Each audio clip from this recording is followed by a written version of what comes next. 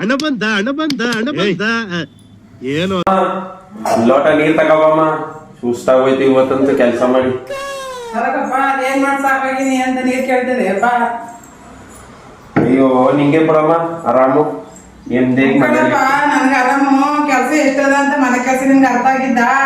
ಪಾತ್ರೆ ಬೆಳಗವ್ರ ಬಟ್ಟೆ ಒಗೆಯವ್ರ ನೀರ್ ಕಾಯಿಸೋರ ಅದೆಲ್ಲ ಕೆಲ್ಸ ಅಲ್ವಾ? ನನಗ್ ಮಾತ್ರ ಆರಾಮ ಅಂತಿದೆ.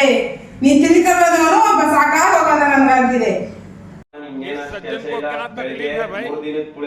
ಕಲ್ಸಿ ಅನ್ನ ಕೊಡ್ತೀಯಾ, ಸಂಜೆ ಹೊತ್ತು 2 ದಿನದ ಸಾಂಬಾರ್ನ ಫ್ರಿಜ್ ಅಲ್ಲಿ ಇಟ್ಬಿಟ್ಟು ಅದನ್ನೇ ಕೊಡ್ತೀಯಾ. ಉಣ್ಕೊಂಡು ನೆಮ್ಮದಿಯಾಗಿ ನಾವ್ ಕೆಲ್ಸ ಕೊಟ್ಟಿರ್ತೀವಿ. ನೀನಂತ ಆರಾಮಾಗಿ ಕುತ್ಕೊಂಡು ಫೋನಾಗ ರೀಲ್ಸ್ ನೋಡ್ತೀಯಾ ಅಷ್ಟೇ.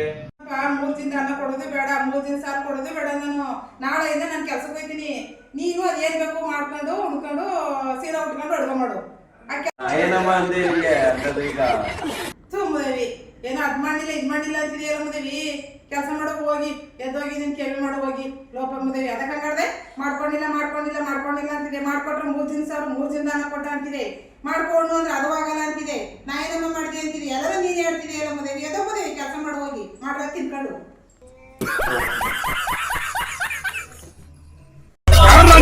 ಕನ್ನಡಿಗ